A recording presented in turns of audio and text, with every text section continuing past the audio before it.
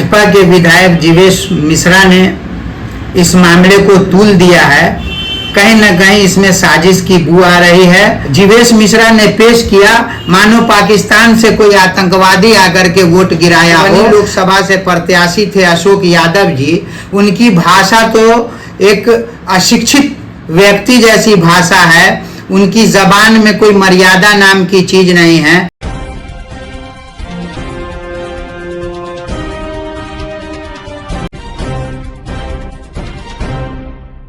जाले के बंदौली में मधुबनी लोकसभा चुनाव के दौरान फर्जी वोटिंग मामले में अब सियासत गरमा गई है। बीते दिन स्थानीय भाजपा विधायक जीवेश कुमार और अशोक यादव ने प्रेस वार्ता कर बुरखा जिहाद के मामले को तूल दे दिया है। अब तक एक तरफा हो रही बयानबाजी के बीच मुस्लिम बेदारी कारवां के अध्यक्ष नजरे आलम ने भाजपा नेताओं पर जमकर प्रहार किया है। उनका कहना है कि विधायक जीवेश मिश्रा के दबाव में पुलिस काम कर रही है, जो कि कहीं से उचित नहीं है। इस पूरे बवाल के पीछे नजरे आलम ने जीवेश मिश्रा को मुख्य आरोपी ठहराते हुए जिला प्रशासन से उन पर कार्रवाई की मांग की है। मामले को लेकर अब राजनीति गर्म हो गई है। कई तरह के आरोप प्रत्यारोप लग रहे हैं, लेकिन अभी तक विपक्ष की ओर से इस पर कोई जवाब नहीं आया है। ऐसे में आज आप प्रेस कॉन्फ्रेंस कर रहे हैं, क्या कुछ कहना चाह रहे हैं?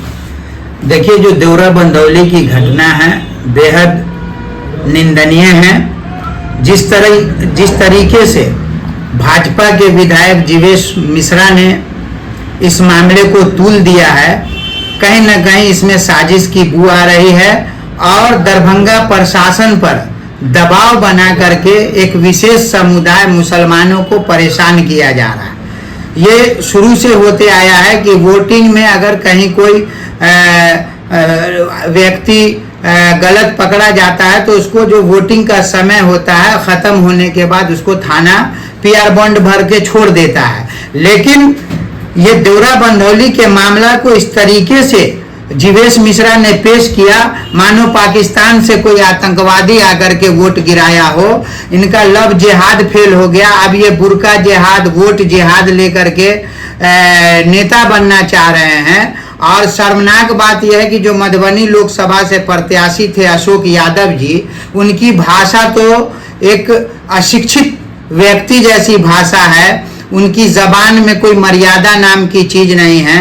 मुझे लगता है कि वो जिस व्यक्ति के बेटा है हुकुमदेव नारायण यादव जी के, मुझे लगता है शर्मनाक है कि जो शख्स लगातार सियासत में रहा हो उसको अपनी भाषा पे भी संयम नहीं है और कुछ भी अनाप शनाप बोल दे रहे हैं। मुसलमानों का जो वोट प्रतिशत है, मैं ये दावे के साथ कह सकता हूं कि ये जो वोट जिहाद, लव जिहाद, बुरका जिहाद वाले नेता अनाप शनाप बक रहे हैं, एक साजिश के तहत सिर्फ बिहार ही नहीं पूरे भारत में जहां भी मुस्लिम वोटर्स हैं उसके बूथ से 150 वोटर्स को हटा दिया गया है, उसका नाम काट दिया गया है ताकि इनका वोट प्रतिशत कम हो। देवरा बंदौली की घटना कोई वहां की जनता के द्वारा नहीं घटी, ये सीधा सीधी जीवेश मिश्रा के द्वारा घटी घटना है। ये बूथ पर किस अधिकार से गए, इन्होंने महिलाओं के साथ दुर्व्यवहार कैसे किया, इन्होंने वहां के वोटर्स को कैसे रोका।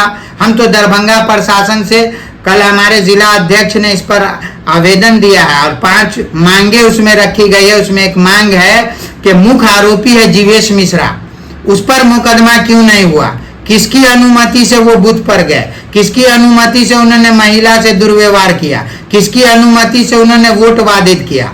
जब ये फेल्योर हो गए, इनको हार का डर सताने लगा, ये हताश हो गए, तो इन्होंने एक मुसलमानों के गांव को चिन्हित किया और वहां बुरका जिहाद, वोट जिहाद जैसा नारा दे करके स्थानीय प्रशासन पे दबाव बना करके वहां के जिम्मेदारों पर फर्जी मुकदमा करवाया और बच्चियों के पर भी फर्जी मुकदमा करवाया।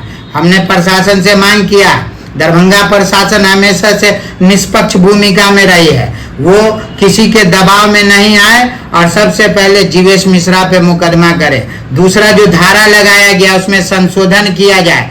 तीसरा, कि जो निर्दोष व्यक्ति का नाम डाला गया उसे हटाया जाए। बच्चियों ने अगर गलत वोट किया या वो बूथ पे पकड़ी गई तो उसका पीआर बॉन्ड भर के छोड़ा जाए। लेकिन एक जीवेश मिश्रा के दबाव में आकर के दरभंगा की प्रशासन पूरे अमन के माहौल को नहीं खराब कर सकती, इसलिए मैंने दरभंगा डीआईजी बाबूराम को आवेदन दे करके एसएसपी महोदय, डीएम महोदय से ये मांग किया है और बिहार के मुखिया नीतीश कुमार जी से कि सामने बकरीद का बड़ा त्योहार है, आप किसी के दबाव में साजिश के तहत किसी मुस्लिम बस्ती को टारगेट नहीं कर सकते।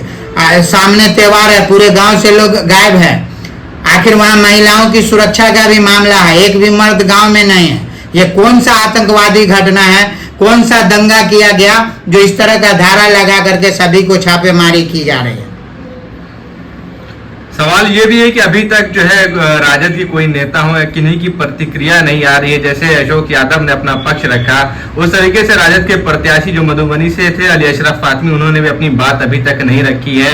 जनता ये सोच रही है कि सिर्फ वोट लेने के लिए थे, इस पर आपकी क्या राय है? नहीं, देखिए, राजद प्रत्याशी अली अशरफ फातमी साहब की बात कर रहे हैं या जो भी महागठबंधन के नेता हैं, उन्होंने इस मामले को गंभीरता से लिया और प्रशासनिक भी इन लोगों ने इसमें पहल किया है और सरकार से भी बात चल रही है, इलेक्शन कमीशन से भी बात चल रही है। लेकिन कहीं ना कहीं इस पूरे मामले में जो दरभंगा प्रशासन है, स्थानीय प्रशासन है, वो भाजपा के दबाव में आकर के इस तरह का मामला किया है। एक तरफ प्रशासन थाना प्रभारी को निलंबित करती है कि वो लापरवाही के कारण ऐसा हुआ, फिर दूसरी तरफ आप समझिए कि एक आरोप लगाया गया कि थाना से, ये भाजपा के विधायक के द्वारा लगाया गया कि अपराधियों ने अपराधियों को छोड़ाया, जबकि ऐसा कुछ भी नहीं है।